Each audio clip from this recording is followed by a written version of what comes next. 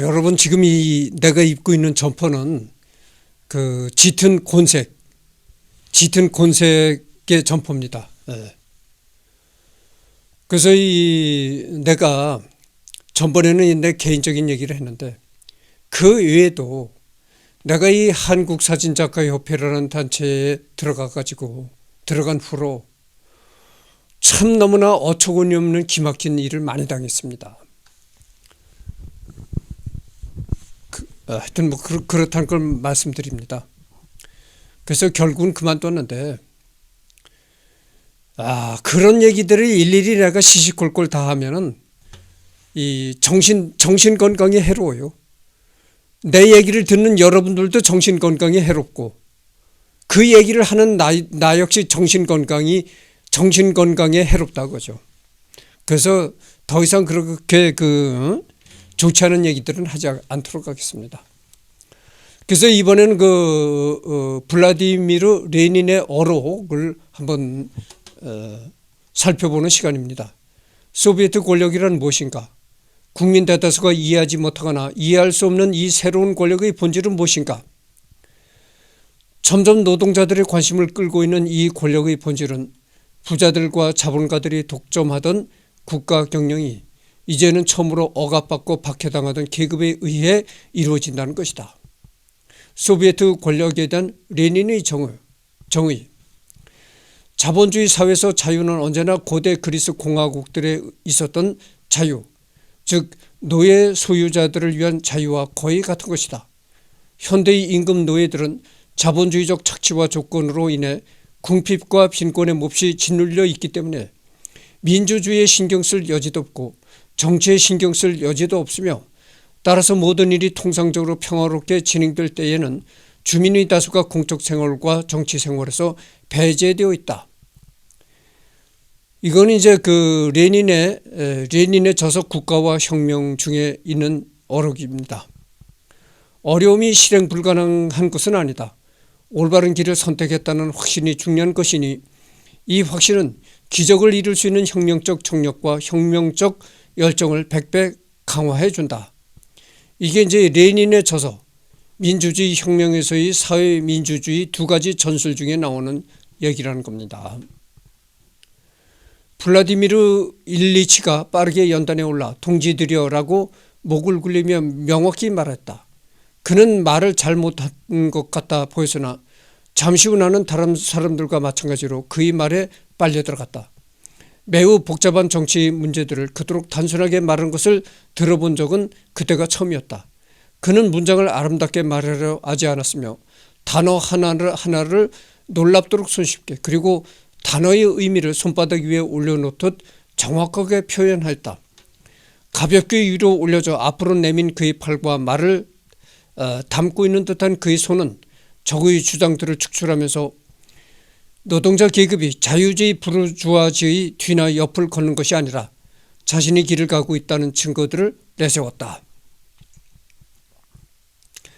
이 모든 것은 탁월하였다. 레닌은 자신의 이름으로 말하는 것이 아니라 역사의 이름으로 말하고 있는 것처럼 보였다. 내 뒤에서 누군가가 말을 간결하게 하는군이라고 소곤거렸다. 그것은 사실이었다. 막심 고리키가 묘사한 레닌의 연설. 국가가 존재하는 동안에는 자유가 있을 수 없다. 자유가 있으면 국가는 없을 것이다. 사회주의 목표는 공산주의다. 이 말은 무슨 말이냐면 이런 얘기입니다. 국가가 존재하는 동안에 자유가 있을 수 없다. 자유가 있으면 국가는 없을 것이다. 이 말은 무슨 얘기냐면 이런 얘기입니다. 이제 우리나라는 대한민국은 자유민주국가라고 했잖아요. 그러나 레닌은 이렇게 생각했던 겁니다. 국가란 것은 국민들한테 무한한 자유를 주면은 국가가 형성이 안 된다. 그러니까 국가를 유지하기 위해서 어느 정도 자유는 구속시켜야 된다.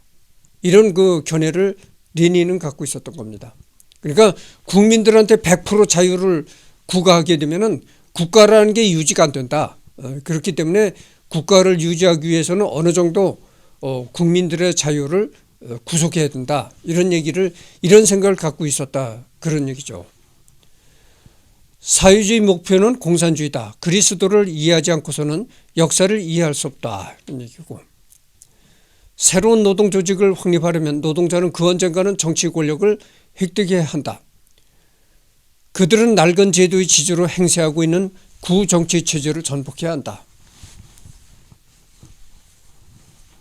만일 이것을 잘못해서 이에 실패한다면 구체제의 번복을 소홀히 하였기에 이 현세에서 그들의 왕국을 실현할 수 없었던 초기 기독교들과 똑같은 운명을 감내해야 할 것이다.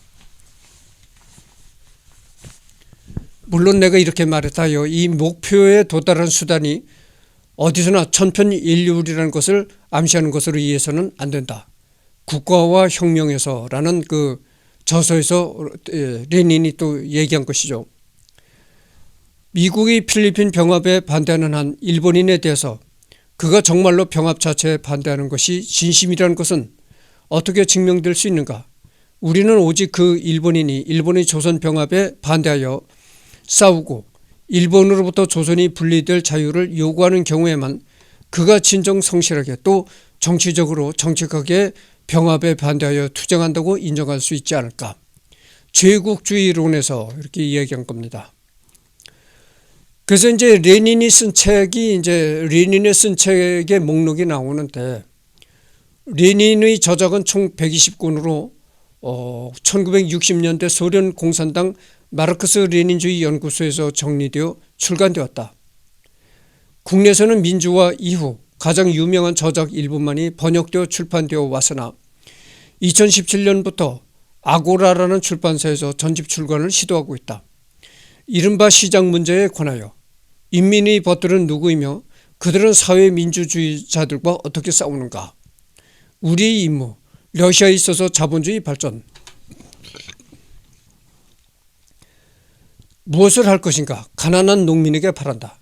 민주주의 혁명과 사회민주주의 두 가지 전술, 유물론과 경험 비판론, 제국주의, 자본주의 최고 단계, 국가와 혁명. 레닌의 이름을 딴 지명, 레닌그라드 뭐 이런 게 나옵니다. 레닌그라드주.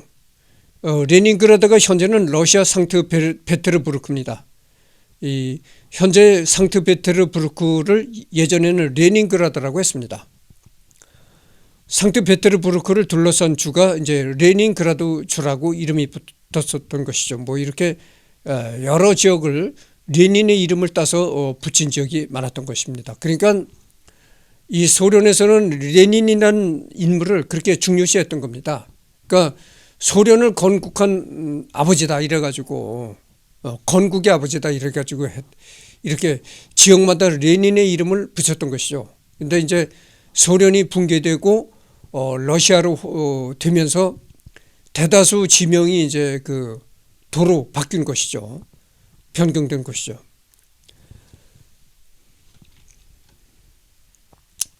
그래서 이거는 이제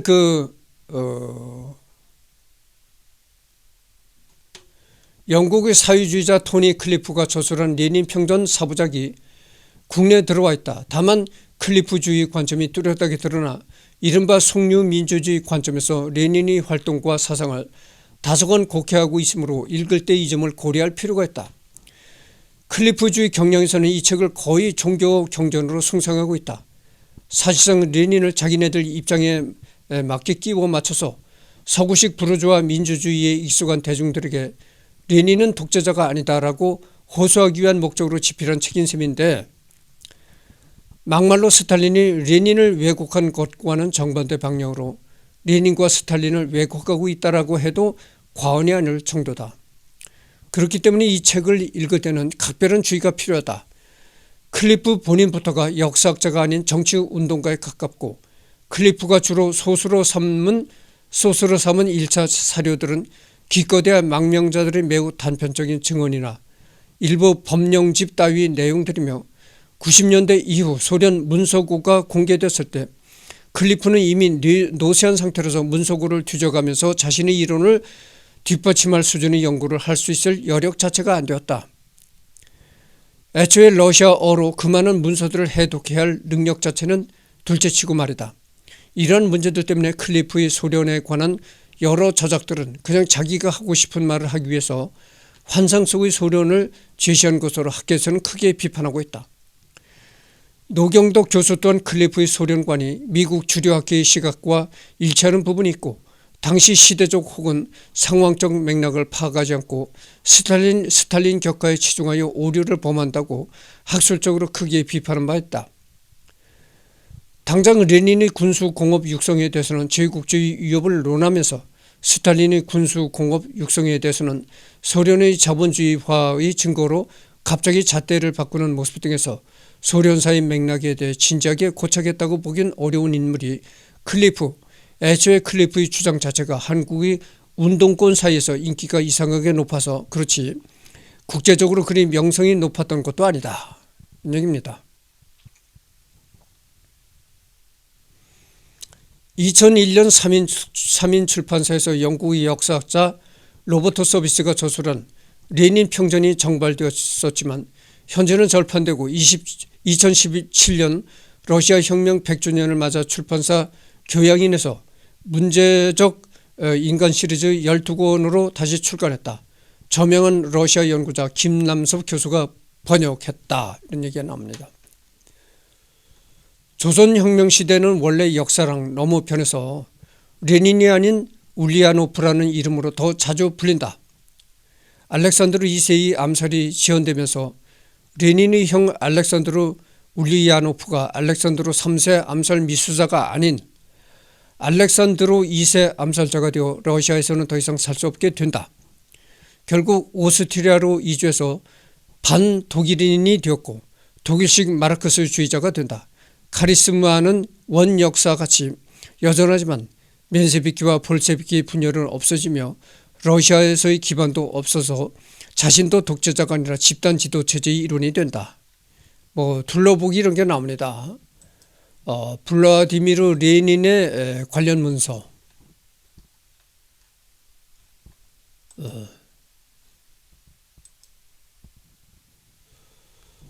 이런 게 나오고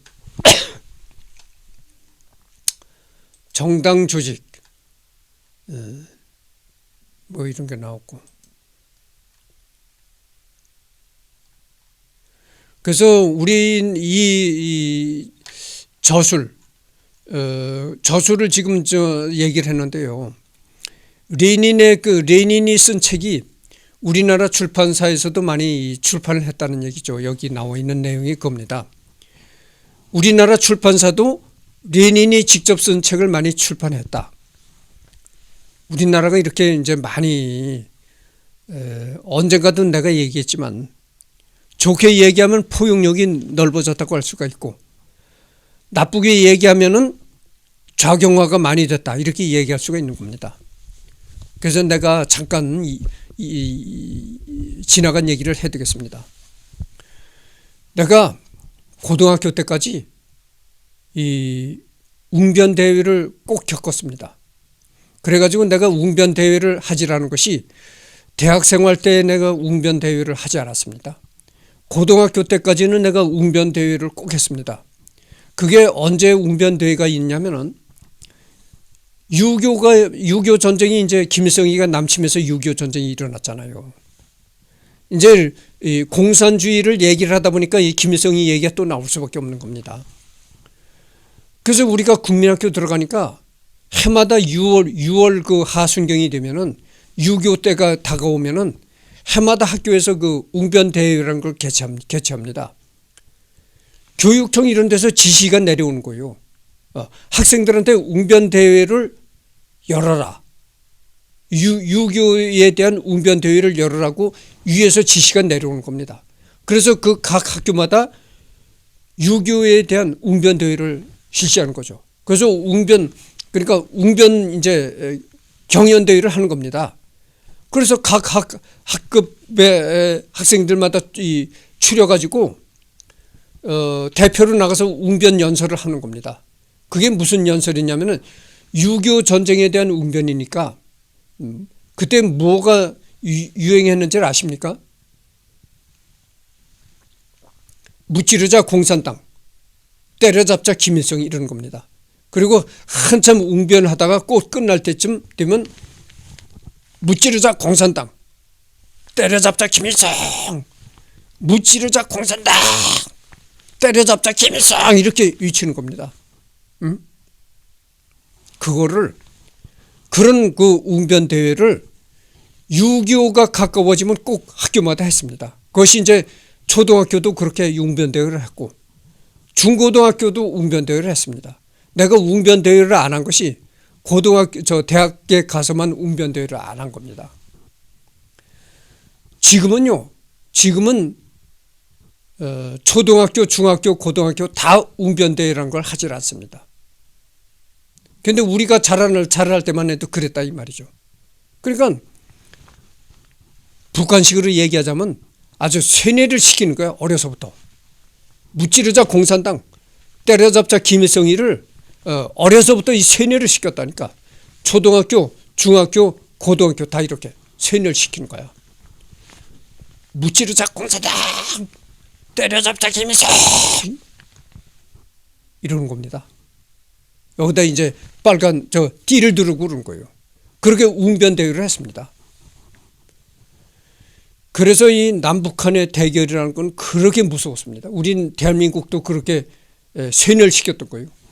무찌르자 공산당, 때려잡자 김일성 그런 게 없어진 거예요. 그런 게 학교에서 없어진 겁니다. 그때 무찌르자 공산당, 때려잡자 김일성이라는 구호가 해마다 그 웅변대에서 나올 때는 레닌의 책을 전혀 출판을 못했습니다. 그때 출판사가 레닌에 관한 책을 출판하면요 당장 붙들려 갑니다. 중앙정보부 그지 않으면 이승만 정권 시절에는 방첩대, 특무대 이런 데로 끌려갑니다. 박정희 시대는 중앙정보에 끌려가는 거예요. 중앙정보에 끌려갔다 하면 뭐 뼈도 못 추리는 겁니다. 이승만 대통령 시절에는 그 김창룡이한테 끌려가면 정말 뼈도 못 추리고 나오는 겁니다. 그래서 지금 얘기하면 그래서 지금 사람들이 아니 어떻게 그 민간인을 방첩대나 특무대 이런 게 군부대란 말이죠. 방첩대나 특무대 이런 게 군부대인데 어떻게 민간인을 군부대에서 끌어갈 수가 있느냐. 그거는 지금과 같이 민주화된 시대에서만 그런 얘기를 할 수가 있는 것이지 이승만 대통령 시절에는 그런 게 없었습니다. 그런 얘기 하다가는 그런 얘기 하는 사람 자체가 죽는 거예요. 그러니까 민간인이든 군인이든 다 특무대나 이 방첩대가 관리하는 거야. 민간인도 똑같이 군인과 같이 이제 방첩대, 특무대가 관리한다니까. 지금에 와서 민간인을 어떻게 군부대가 어떻게 통제하느냐 이런 식의 얘기를 하지. 그때 당시에는 그런 얘기를 할 사람도 없고 할 수 있는 사회적인 여건도 안 됐다고 말이죠. 그러니까 이승만 대통령 시절에는 김창룡이의 방첩대나 이 특무대가 다 이 민간인들까지 다 통제를 했고 이제 5.16이 생겨서 박정희 대통령 시대에서는 이제 중앙정보부가 나서서 이제 민간인들을 통제했다 이런 얘기죠.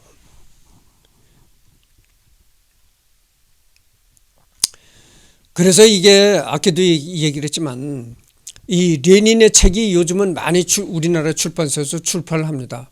아니 지금은 시대가 많이 변했죠. 지금은 러시아하고도 외교 관계를 맺고 있으니까 많이 시대가 변했기 때문에 레닌의 책을 출판을 한다고 해서 그걸 가지고 붙잡아갈 그런 기관은 없죠. 그러나 예전에는 레닌의 책을 출판했다면 바로 붙잡혀가는 겁니다. 그런 걸 말씀드리고 그래서 이제 여기 레닌의 저서 그다음에 어록 이런 거를 이제 읽어봤단 말이죠. 그러면은 또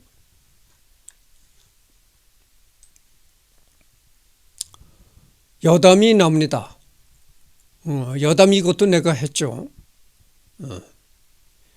이것도 내가 리딩을 했습니다. 그다음에 어록은 지금 방금 내가 얘기를 했잖아요. 그다음에 저서도 내가 얘기를 했습니다. 그러면은 지금 그 20분을 경과했습니다. 20분을 경과했는데